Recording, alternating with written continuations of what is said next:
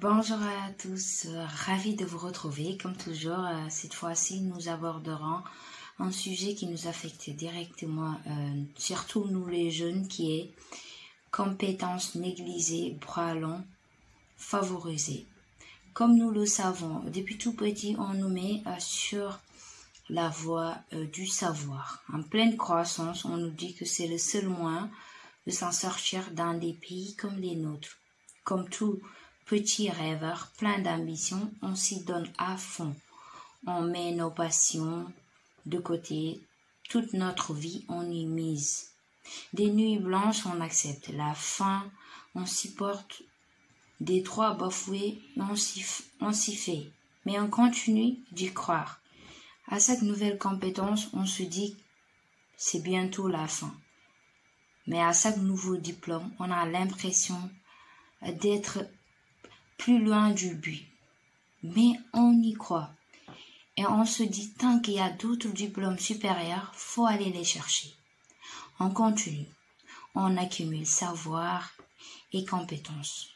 Mais à ce moment-là, justement, à ce moment-là que la galère longtemps évitée, supportée, prend une forme inattendue. Cette forme qui nous fait sentir inutile. Cette forme qui piétine notre savoir-faire et toutes nos compétences. À ce moment-là où ceux qui crient éducation, le savoir, le pays ne peut se développer sans vous les jeunes et sans votre savoir-faire. Ce sont ces mêmes personnes qui donneront aux vendeurs dans les rues des papiers d'emballage où tu retrouves tes expériences et tes compétences entassées d'huile, jetées par terre. Pour ceux qui ont de la chance, leurs CV arriveront à la secrétariat, tandis que d'aucuns de leur s'arrêtera dans les mains de l'agent de sécurité.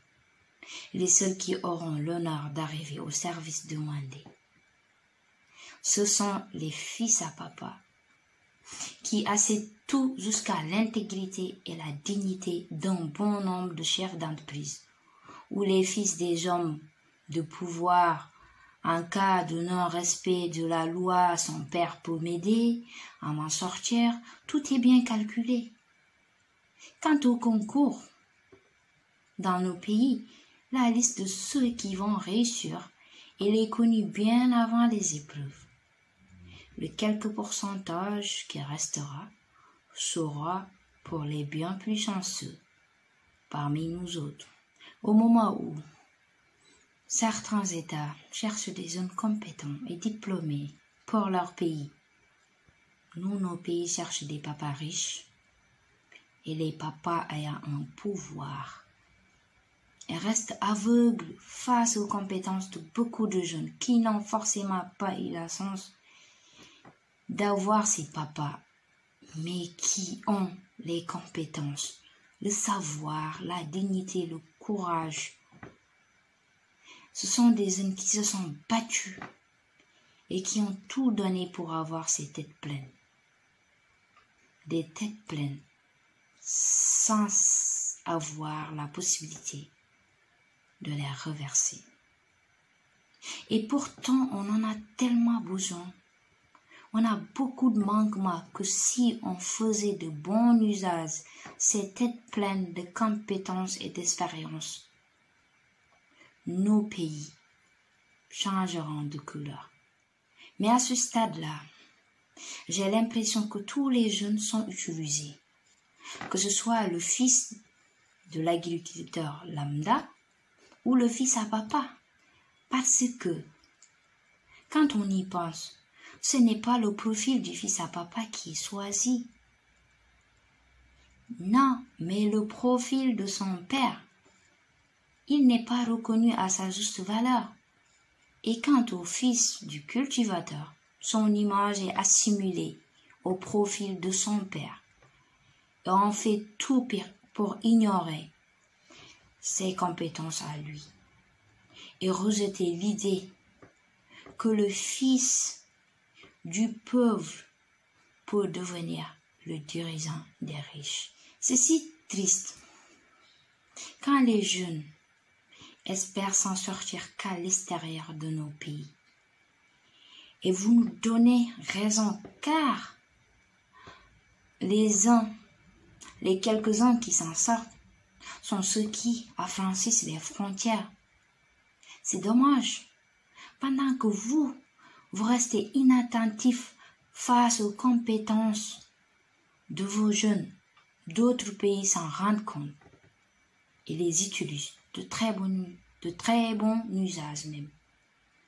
C'est à cause de cela que beaucoup de nos frères et sœurs meurent dans l'eau ou sont battus à mort dans les frontières étrangères, car vous avez favorisé le bras long.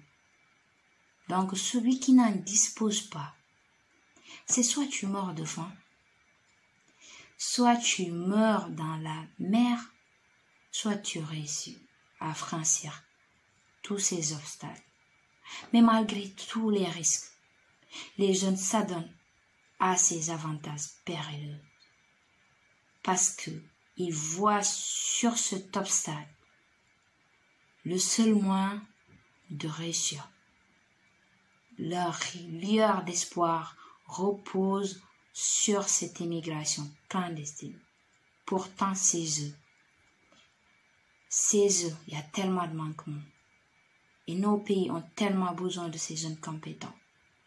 Mais on les laisse partir. On les laisse mourir. Ceux qui arrivent, ce sont les autres qui les utilisent. Nos pays ne donnent pas envie à ceux qui sont partis de revenir, ni ceux qui sont au pays d'y construire leur vie.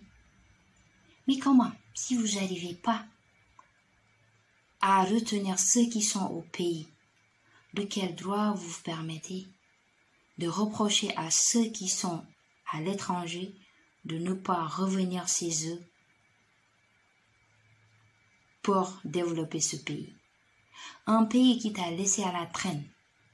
Tu as eu beaucoup de diplômes, tu as galéré, des grèves en en finir, tes camarades ont été tués, tu mangeais pas à ta faim. Et un jour, tu arrives à sortir, à franchir les frontières.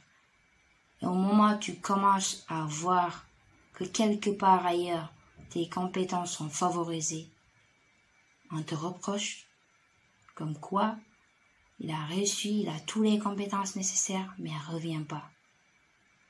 À mon humble avis, je me dis, si nous tous on retourne au pays et que nous tous on cherche l'emploi, nous autres qui venons de l'extérieur, nous allons trouver de l'emploi. C'est pas parce que nous en avons les compétences, non. Juste sur nos diplômes est marqué un diplôme étranger. Encore là, des clichés qui vont se présenter. Encore là, d'autres jeunes qui se sont donnés à fond au pays vont se voir écartés parce que les autres frères et sœurs, ils ont fait leurs études à l'extérieur. Donc, pour moi, je pense, il faut investir au pays. Il faut créer de l'emploi. Que nous soyons ici ou là-bas, le seul moyen de s'en sortir, c'est créer l'emploi et arrêter toutes ces croyances. Mettre l'homme qu'il faut à la place qu'il faut et non le papa qu'il faut à un poste qu'on octroyera pour son enfant. Malheureusement, que tu sois fils d'un papa ou fils d'un cultivateur, ta valeur n'est pas reconnue. Toute ta vie, ton image sera assimilée à celui de tes parents. Et ça ne devait pas être le cas. Et c'est dommage qu'on pense ainsi. Et si je vois que ils nous prennent, nous jeunes, à l'usage de leur intérêt personnel, c'est-à-dire, quand il faut se sacrifier, c'est nous autres qu'il faut envoyer sur les rues. On va sacrifier, on va se tuer. Ce qui est dommage des fois, ça aussi c'est mes frères et sœurs jeunes. C'est que des fois, on se sacrifie, on ne sait même pas le pourquoi. On va être contre quelque chose. On verra dehors des personnes. C'est le moyen de revendiquer. Ça sent que tu ne sais même pas pourquoi ils sont dehors. Tu vas aller te sacrifier. Et celui pour qui tu te sacrifies, il ne te connaît même pas. Tu meurs en une journée, il va aller voir tes parents, ils vont leur donner de l'argent. Et après, c'est fini, quoi. Mais tu te rends compte, ta vie, comparée à de l'argent. Tes parents, pour un parent, il n'y a pas de plus précieux que son enfant. L'argent que vous leur donnez, vous avez beau leur donner de l'argent, ça ne remplace pas leurs enfants. Donc, arrêtons aussi, refusons d'être utilisés que dans des circonstances périlleuses. Toutes ces situations actuellement d'insécurité, autant pour moi, manque d'engagement et perte de valeur présente dans nos pays sont dues à cette négligence. Et c'est vraiment déplorable. Nous, jeunes, refusons de servir de pions. Continuons de croire au lendemain meilleur, même si cela vous semble difficile. Un jour, nos efforts finiront par payer. Je vous remercie une fois de plus de m'avoir écouté, comme toujours. Il ne faut jamais attendre que le soleil brille. Il faut réveiller le soleil pour le voir briller. Je vous remercie.